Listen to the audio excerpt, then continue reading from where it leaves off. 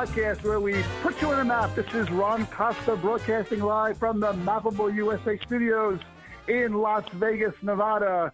And folks, have you filled up your gas tank recently? Gas, oil pricing is going through the roof. We're going to talk about that today a little bit. But before we do that, let's introduce Vicky Hutchmala from the World Token Market. Vicky, how are you doing today? I'm fabulous, Ron. Another great day in Vegas. Sunshine all over the place. Spring has sprung. And we have an interesting podcast today. We're going to talk about something different, oil and gas, and why gas prices are going up exponentially. So let's get started with one of our favorite guests. Yeah, exactly. Mike Brette has been on the podcast many times, and we got him on again today. So, folks, this is Mike Brette over at Small Cap Equity Advisors. Mike, how are you doing today? I'm doing well, Ron. Thank you. Great. I'll tell you, I started off the podcast here, and I got gas this morning at the gas station, and I feel like I should have just bought, a couple of extra gallons just in case the price goes up again while I sleep. It's crazy. Yeah, they're here in California. As you're pumping gas, they're changing the price on the marquees. That's how quickly it changes over here. Yeah. What was that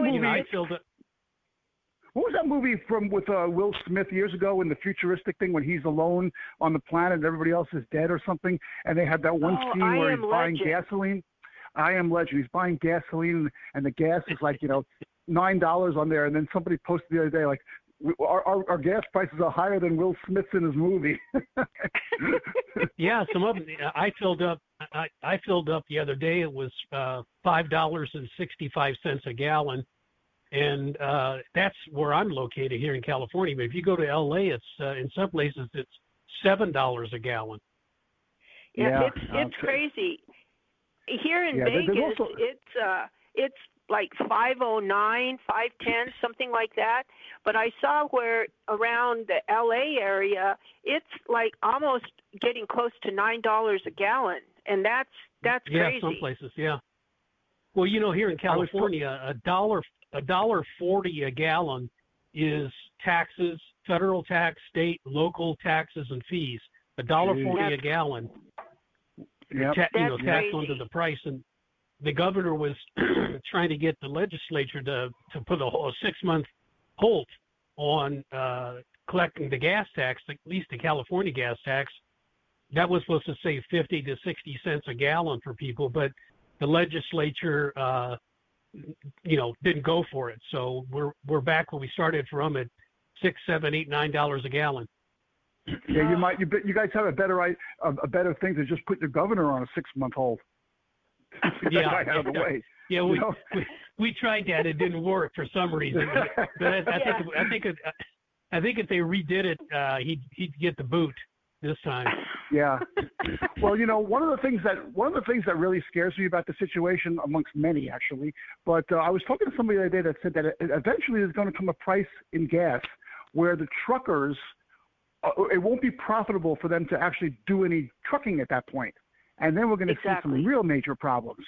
So I really don't want that to happen. I hope it doesn't. But my God, it's just a really crazy situation right now in the world and with the prices, et cetera. And I don't know, Mike. Actually, before we start this thing, let's talk about you a little bit, Mike. What have you been doing recently? You've been on the show so many times. Maybe give us one more recap of your background and what you're doing. Yeah, no problem. I've been in business over 30 years. Have my doctorate degree in law for 45 years. I have been concentrating for the last 5 years on strictly the public markets, taking companies public, assisting existing public companies with building their shareholder base, increasing stock liquidity, and making introductions for them to my network of investment banks to help them raise capital. And then along with that, I've been using the Reg A Plus method of helping companies access capital and go public. I like the Reg A model better for most small businesses. It's a streamlined process to go public, and it's several positive elements of it when you're doing a Reg A. Number one, you're allowed to advertise, market, and promote the offering to the general public. Number two, you can take capital from accredited and non-accredited investors, and the investors receive free trading stock. So even though your company doesn't get listed on an exchange or OTC markets, if your investors buy the stock and, they're playing golf with a buddy and, they talk about it and they want to sell, they can transfer their shares. Under, Reg D and the other methods, you can't. So I've been focusing, my firm in helping companies access the capital markets with a Reg A plus. And the reason for that is, I think I mentioned on this show before, and I do it on all my posts, there's only two legal ways of raising capital. You either have to have a direct registration with the SEC, or you have to file for one of the exemptions. And one of the exemptions is Reg A plus. So it's a streamlined method. You only have to make reports twice a year to the SEC instead of quarterly and yearly and monthly. And it's less cumbersome for small cap issuers to do that. So I like the equity markets. I like taking companies public. I think it's a great tool for expansion capital, especially we had this lockdown for the last 2 years. A lot of companies are hard pressed for cash and trying to raise capital. And despite what you hear in mainstream media, the banks just aren't lending to small businesses. They'll make real estate loans, secured by hard assets. And if you want to use the money for a business, that's up to you. But that's my business. My practice is helping small businesses access capital markets and go public. Okay. Well, yeah, good. We're doing this podcast and we're talking about oil and gas. Well, gas being natural gas. What kind of experience do you have in that field, so that there's a reason why we're talking to you about it as opposed to Reg A? Yeah, good question. I've got pretty good extensive experience with oil and gas. I've had several clients in the Texas area where they've been extracting oil from the Eagle Ford area and the Austin Chalk area. Now, the small oil and gas companies that I worked with are not doing any drilling, wildcat drilling. They're going into leases that were once owned by, let's say, Shell or Marathon or, some of the big oil and gas companies, and they drilled years ago. But then they decided, well, there's not enough oil in the ground for us to make it worthwhile, so we're just going to cap it and move on. Well, they cap it and move on, but the oil is still in the ground. So what my clients have done is they just go to the landowner, which is typically in Texas, it's a rancher that's got, 10,000 head of cattle, and that's his business. But the rancher knows that there's money to be made with the oil that's in the ground, but they don't want to fool around with, pumping it. So my clients go in and they make a deal with the rancher. They say, look, we'll handle all the expenses. We'll come in, we'll unplug the well, we'll put a new pump jack on to pump the oil out, and we'll give you 10% as a royalty. You don't have to do anything. We'll do all the work. We'll put all the equipment in. We'll put the road in if necessary. And so, we get $100 a barrel when we extract it. We have a truck come up because there's no pipeline for these small oil fields like the majors. So the way to get the oil to a refinery is have a truck coming up, pump it out of the tanks, drive it to the refinery. And then in Texas, they have what they call the Railroad Commission, which regulates all the oil and gas industry. Now, the name is kind of strange, Railroad Commission for Oil and Gas. Well, it goes back to the old West days when railroads were, bigger than they are now. So, with the Railroad Commission regulating the oil and gas industry in Texas, you get paid within 24 hours. Once the truck picks it up, takes it to the refinery, you get a wire transfer for your oil. So, there's a difference in pricing between West Texas crude and Brent. Now, Brent is from the North Sea. and that's typically a little bit higher price. Like today, Brent price is $98.45 a barrel.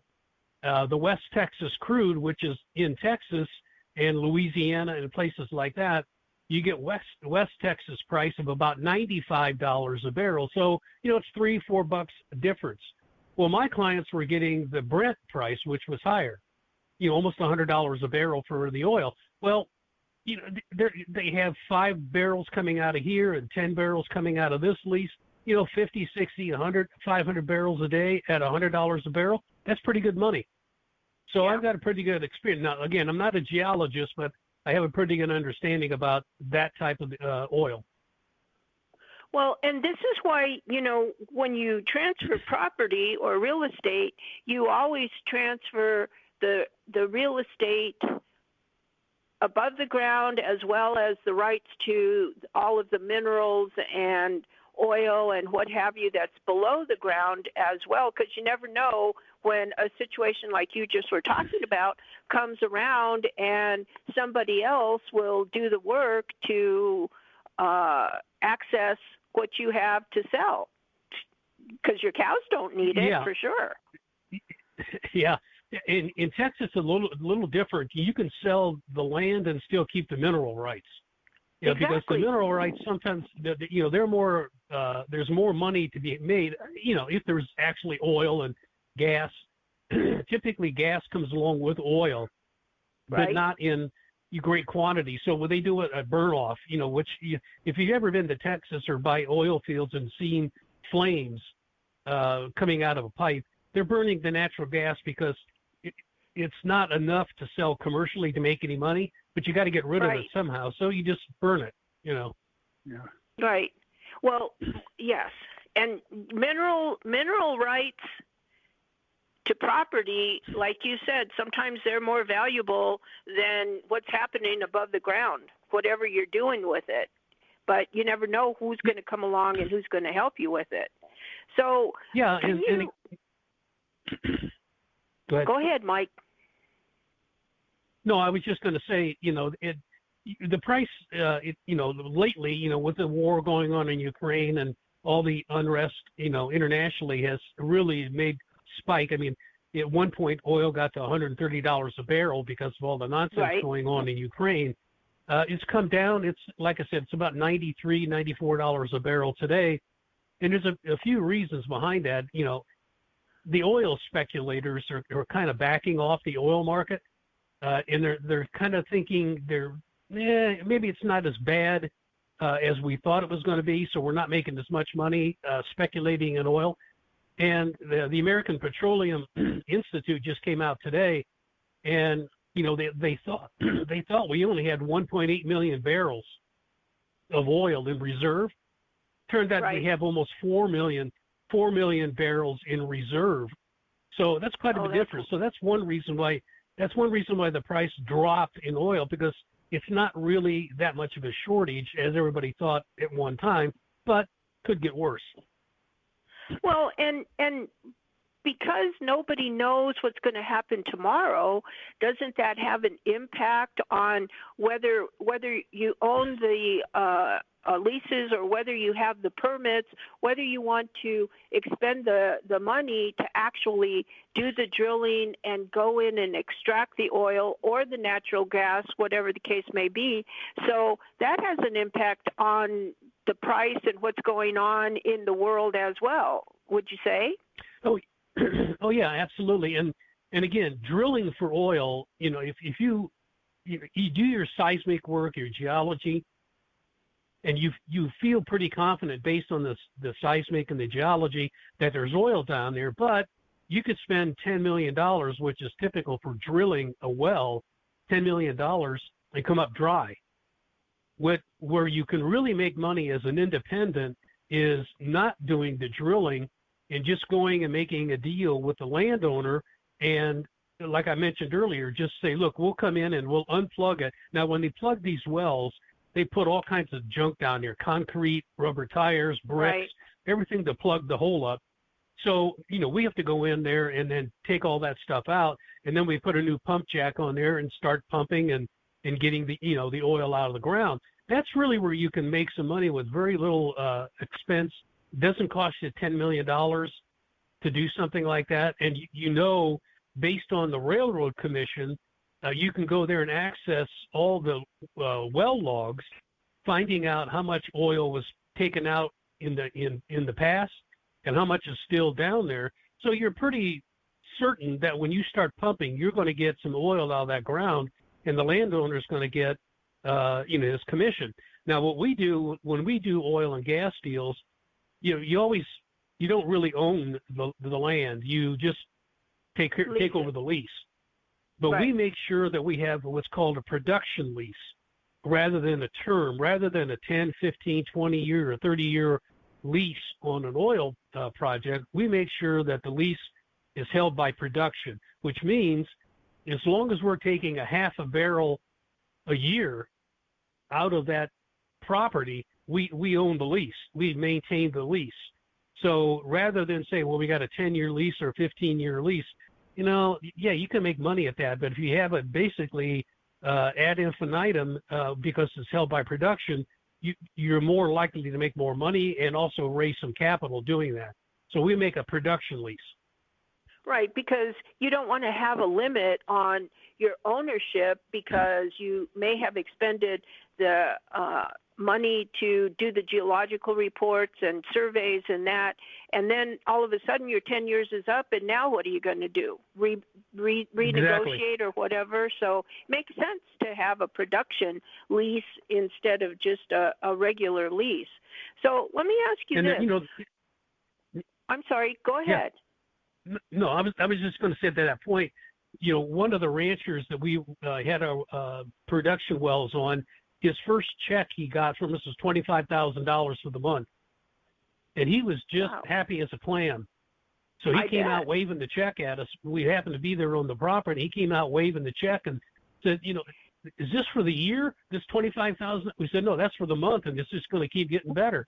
So he got $25,000 a month. And as the price of oil increased, he got more. So he was just as happy as a clam. I bet, and the he production started lease, looking they're at happy. his cows a little differently. Yeah. Mike, what happens to these when you uncap them and you start drilling, you take the oil out, and then you're done? Let's say you drill and you got everything that you need to do. What happens to the hole at that point? Do you have to recap it and then log that into some database? Yes.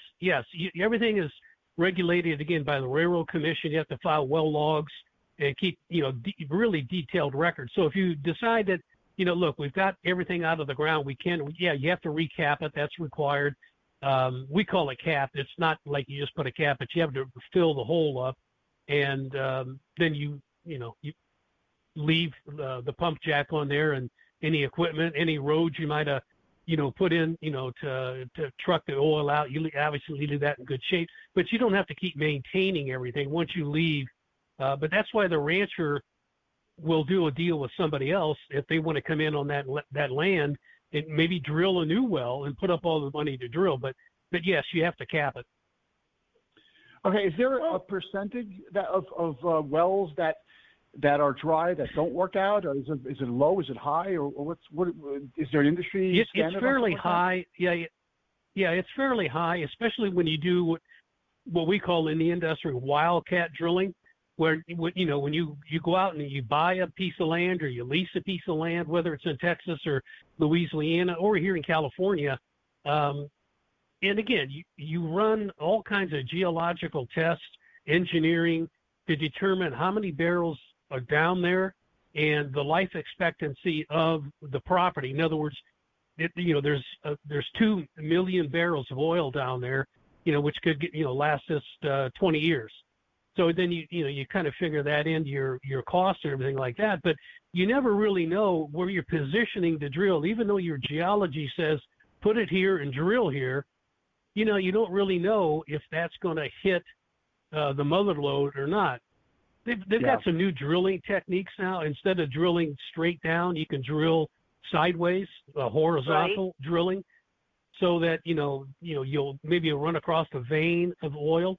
So, but there's always a good chance, you could come up dry, and that's why the majors like Shell and Marathon and all the big boys, they got deep pockets. They can withstand a dry hole now and then.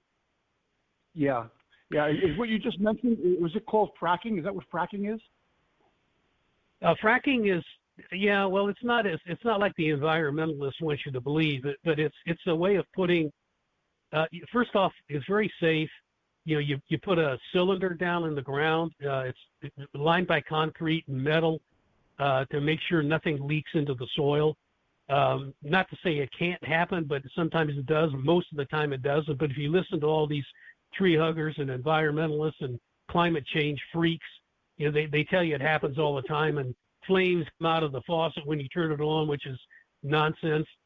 But yeah, it's called fracking. It's a way of expanding the ability to get more oil out of the ground by cracking, the rock that's down in there where the oil is. You want to crack that and get it out. Other ways you can do is, which we've done, is we put saltwater solutions down there and what we call soapy water.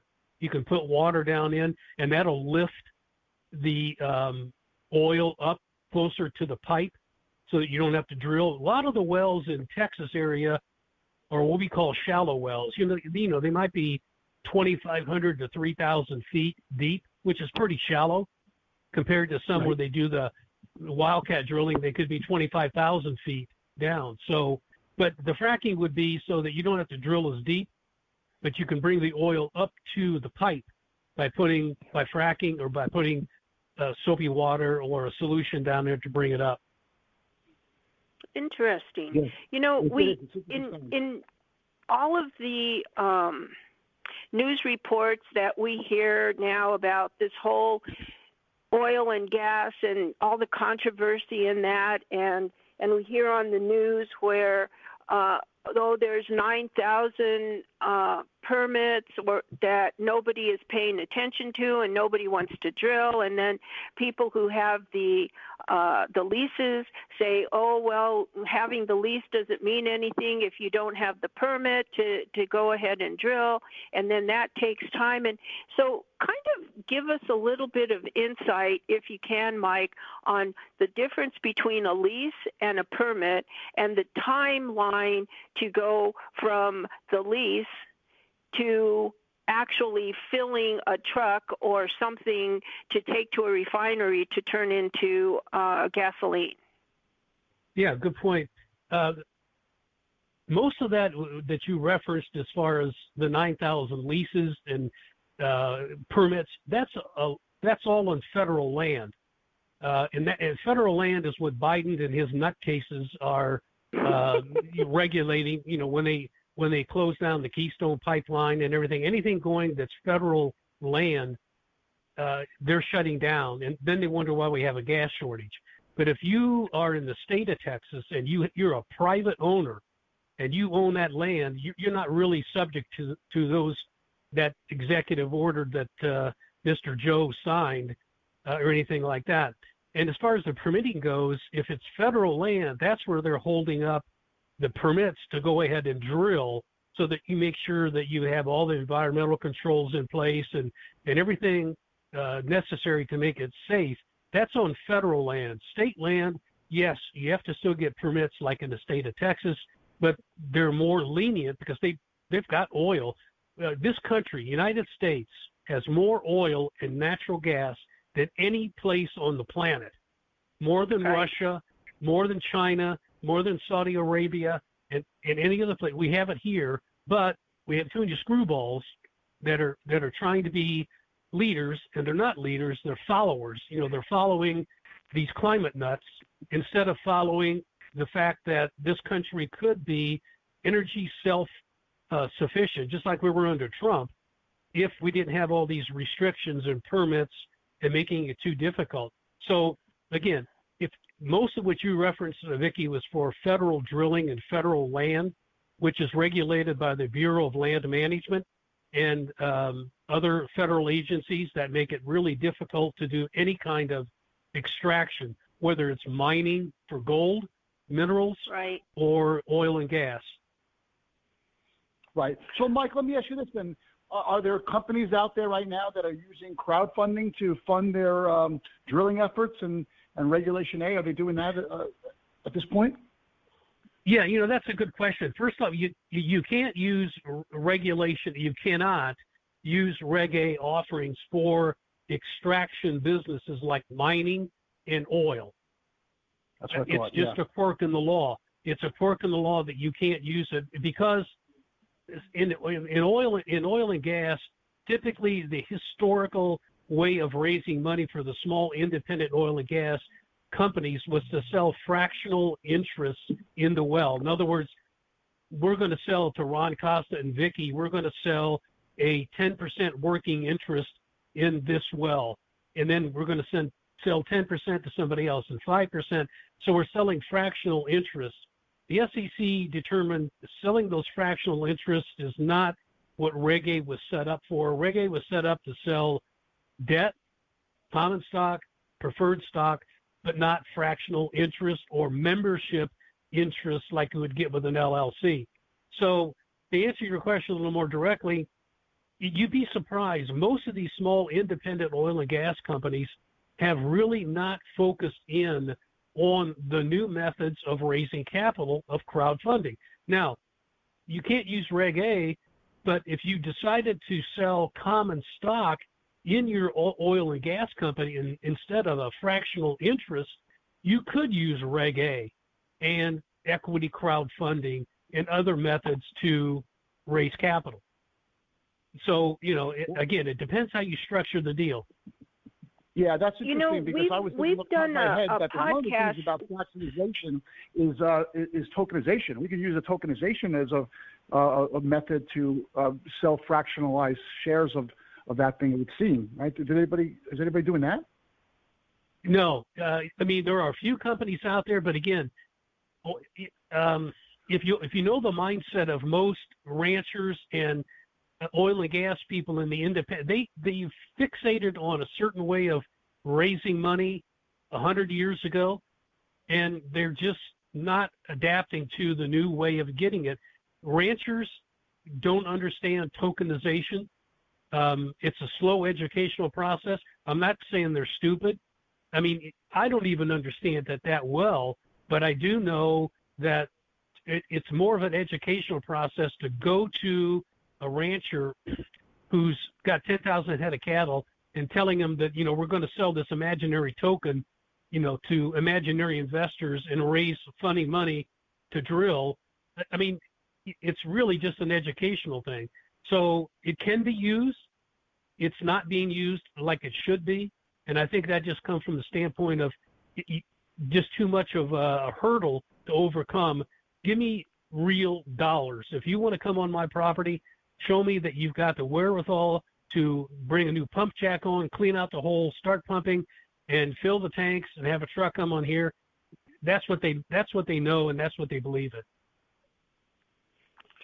Interesting. So can you give us a little bit of insight into why, aside from the environmental and that, is there really a legitimate reason for why the government is closing down pipelines like the XL pipeline and not allowing new ones to come in? Aside from what's the real, is there a legitimate reason for that?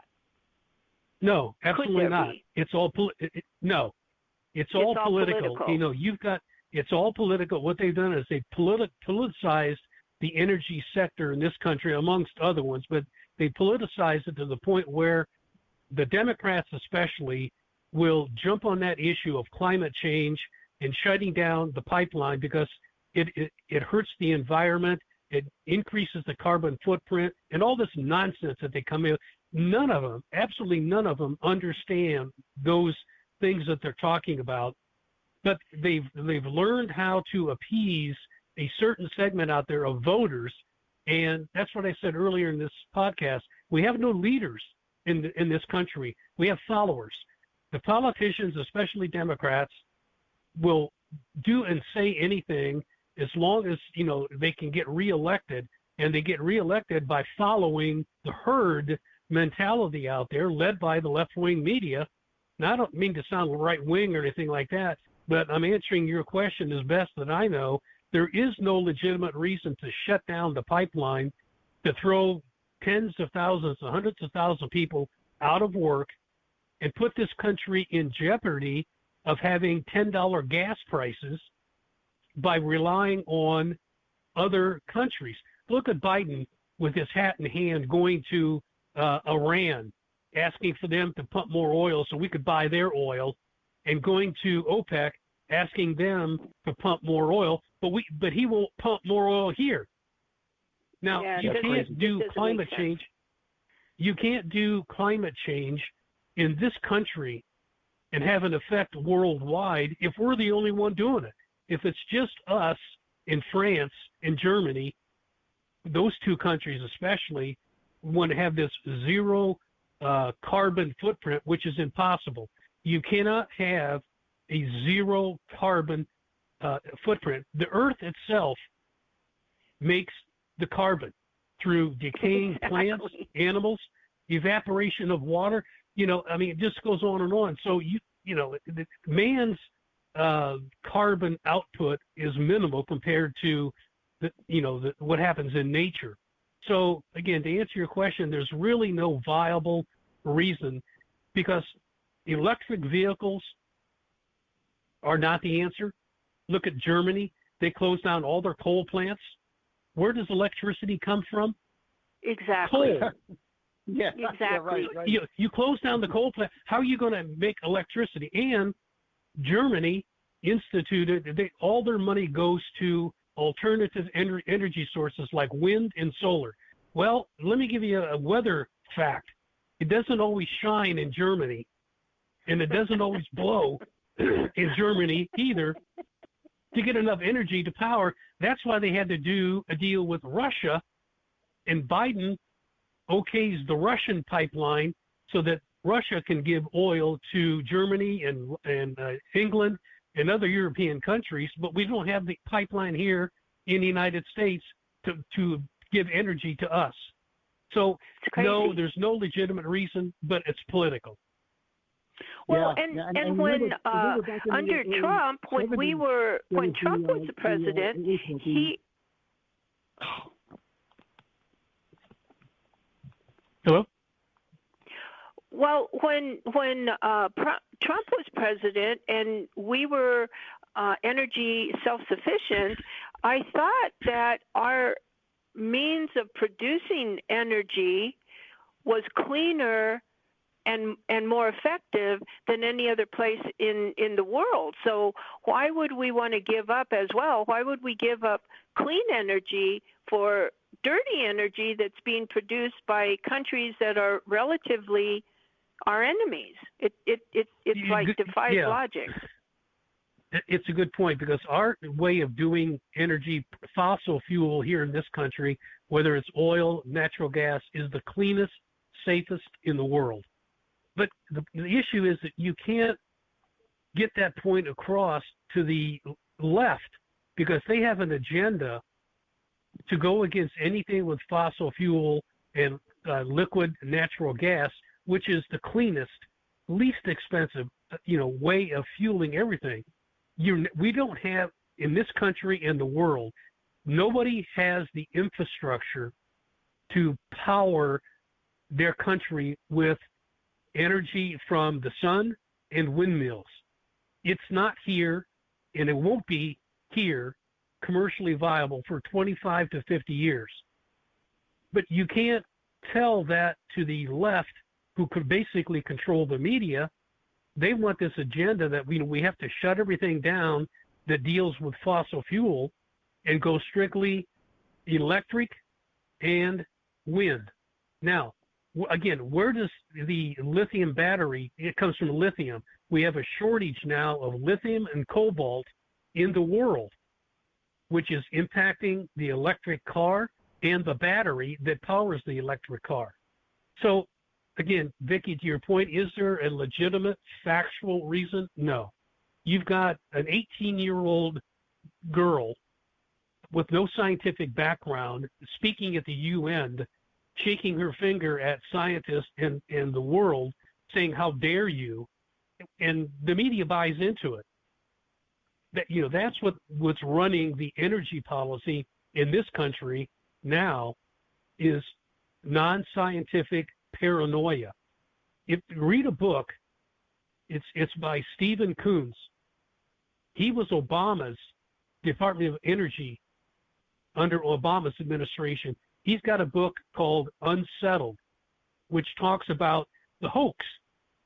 And this is Obama's guy, about the climate change, how it's all the facts and the science is being misinterpreted to foster a certain political agenda.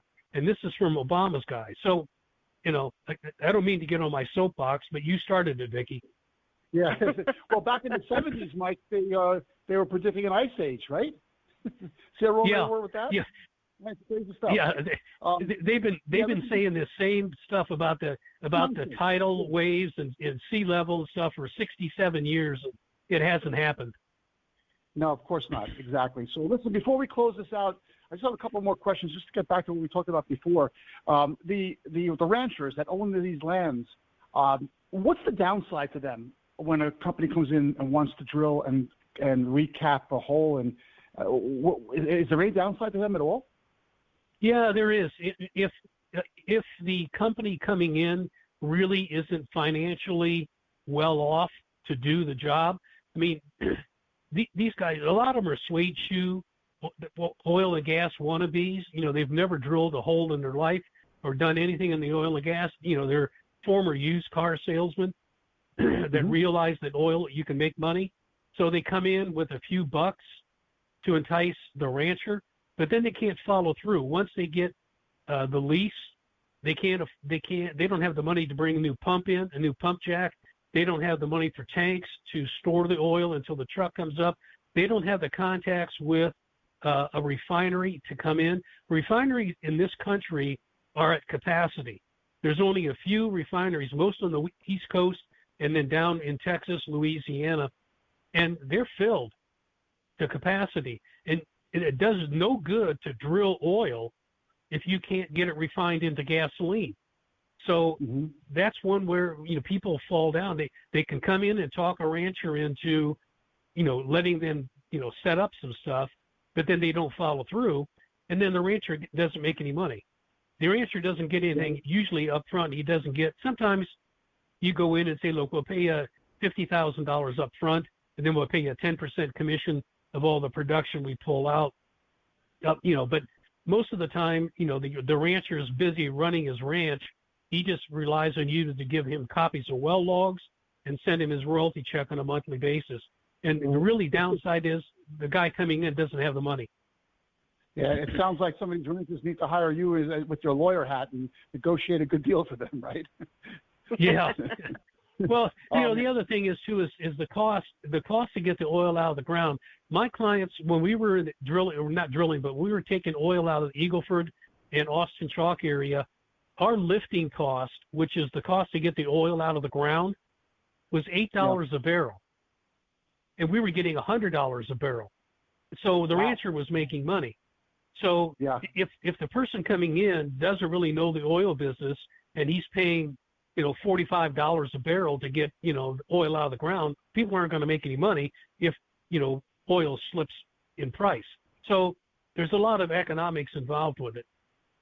Right. And then one last thing, you're dealing with a lot of Texas clients. You said you're advising these guys, but this is a concept that can work really anywhere, right? I mean, you got the people in Montana and Alaska. They're the same. They use the same kind of strategy, right?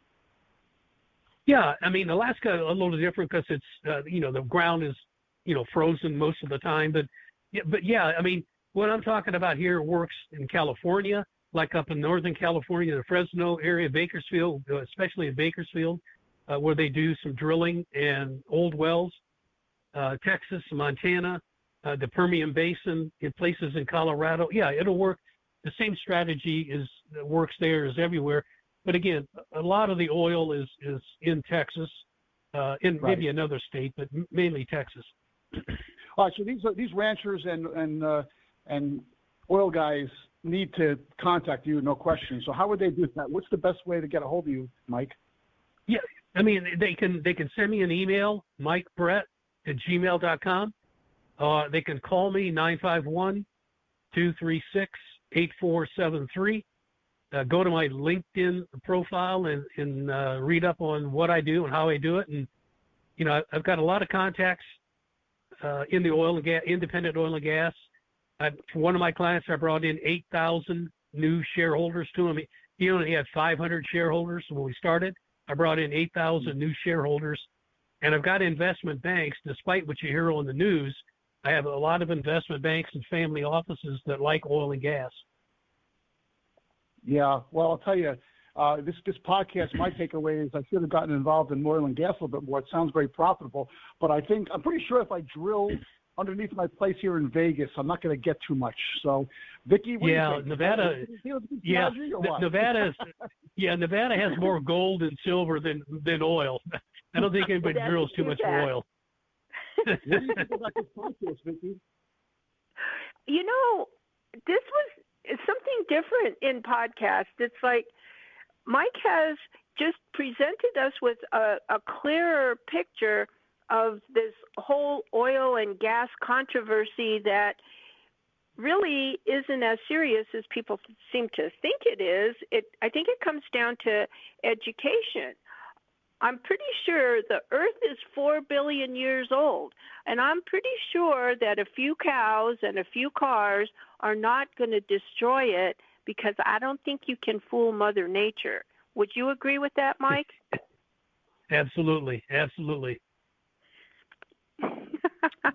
Well, a friend of mine the other day said that they should start showing porn videos at gas stations so that you could see other people getting screwed while you're getting gas as well. So maybe that's a good idea. I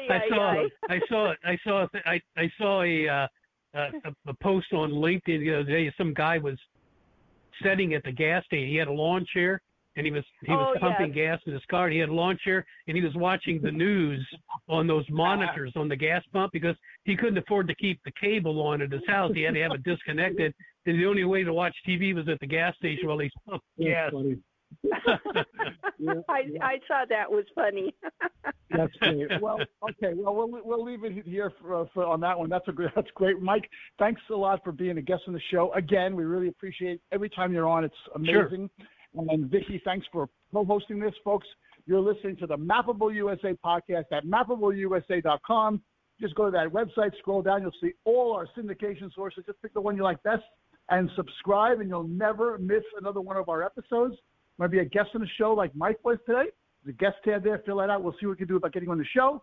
And if you like what you heard today, send us an email at info@MappableUSA.com, or just leave a message on whatever page you're listening to this on right now. So thanks for listening. Thanks for your support. We'll be at you next time with another Mappable USA podcast. Have a great week, everyone.